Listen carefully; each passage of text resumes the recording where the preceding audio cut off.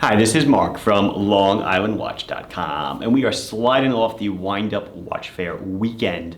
I'll get a wrap-up video together. It'll basically just be a lot of B-roll. Tons of people came out and showed support for the brand, which I really appreciated. But that's not what this video is about. This video is about the Penn, a watch that I brought to the show. I teased on Instagram, but it was not available on the website. And actually sold, I think we sold 1 or 2 pens at the show, which was amazing. It is a railroad-inspired watch. It is another dial design by my friend Marvin Menke over at Hemmel, who is a designer by trade and by education. So I look at this watch, I immediately think, oh, railroad. What else would you think? So what is the Penn, in case you're not a Long Islander and you don't know these things? Penn is a nod to Penn Station, which is kind of, yeah, I guess it still is. I don't know, things are changing. There's a lot of construction going on. But as far as my entire life, it's been more or less the beginning and end of the Long Island Railroad, or the LIRR, or the LIRR, which coincidentally is one of the oldest, it might be actually the oldest, like original charter railroad in the country. And it's also possibly, I believe in the past, it has been one of the busiest commuter rails in the country, ferrying some 90 million people a year to and from the city. When I was younger, again, it would be, I'm taking the train to the city. The train was a Long Island Railroad. The city, even though New York City is 5 boroughs, the city was always in Manhattan. So you're taking the train to Penn. So the Penn is what we've got. Railroad watch. I am wearing, speaking of Wind-Up Watch Fair, a brew watch. This is my first brew watch. I wanted one. I think I might have said that in my original Wind-Up video.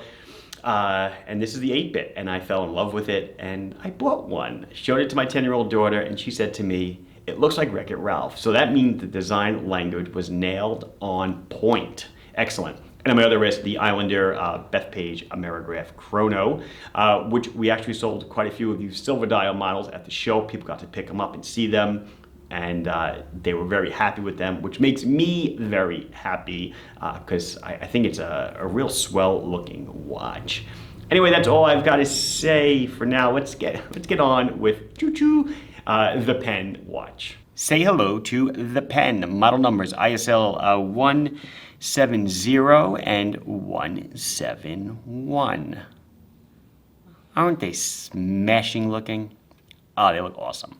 So, for no reason, in no order, I will start with what is actually a full loom dial version. Well, not full loom, mostly loom. And notice it still has the hang tag on it from the Wind-Up show. If you were at Wind-Up, you would have seen these little tags on the watches. So this is the Penn. This is model number ISL 170, and they are both $249, no matter which way or which one you select, because I think you're going to select one. So it is a 36 millimeter in diameter case. It's very similar to the Manhasset case. It has slight differences in the lugs, but very similar. 36. It is 12 thick to a flat sapphire crystal with inner anti-reflective coating, and it is 44 millimeters on the lug tip to lug tip. You'll notice lug holes for easy strap changes, and you'll notice beautiful brushing on this side of the case. We do have a 20 millimeter lug on the watch, and it comes on this really nice, soft, supple, black patterned leather strap, of course, with branded buckle, branded on the backside as well. It's a really nice watch, very fitting of, I would say, the style of the watch. So we've got 100 meters of water resistance, and we actually have a screw down crown. I was able to migrate that into this design as well. 62 grams on the strap, so fairly light.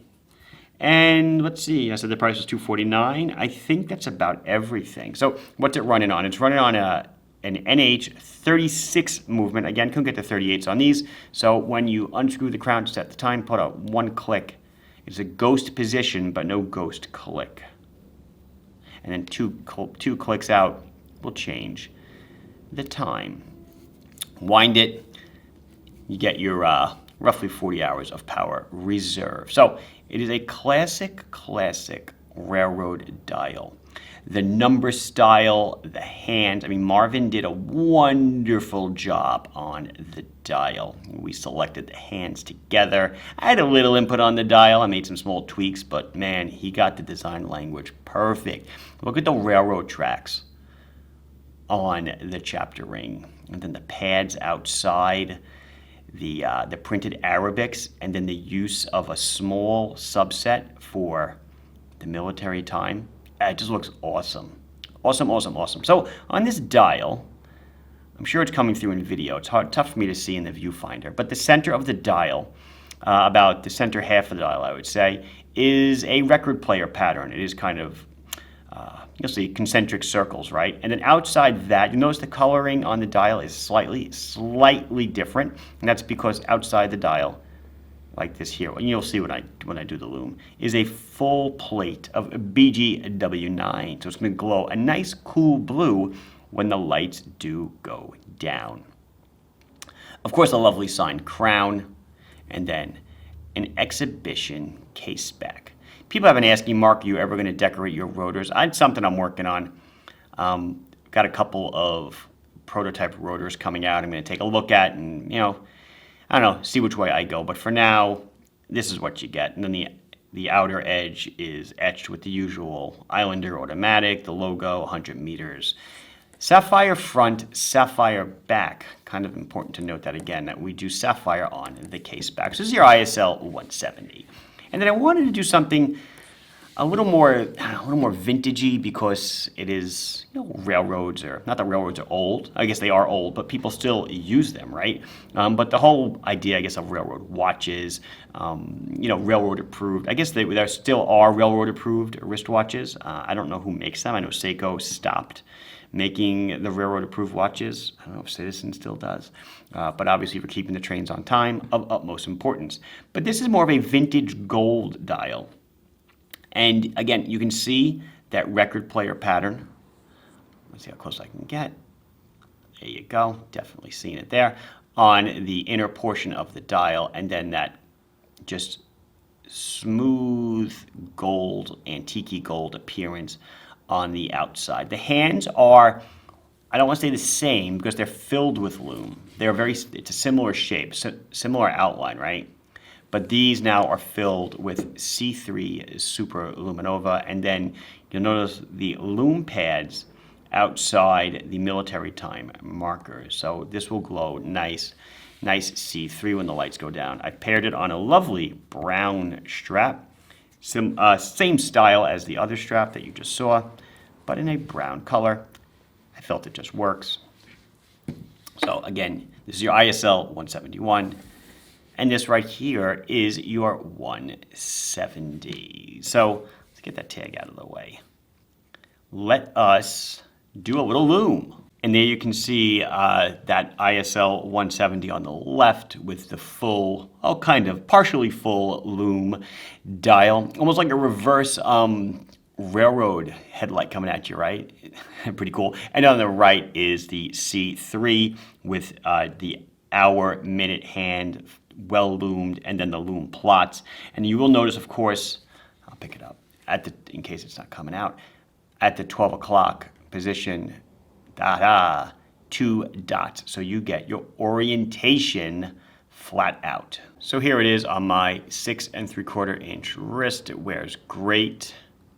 Looks fantastic. Plenty of room to go on the upside, on the downside. I've got one hole left on the strap. So I guess we're looking at about a 6 1/2 inch wrist. This will fit comfortably, or maybe down to a 6 1/4 or so. I keep saying I'm a 6 3/4 inch wrist, but I'm pretty sure I'm getting closer to 6 1/2 because I've lost a few pounds over the last several months.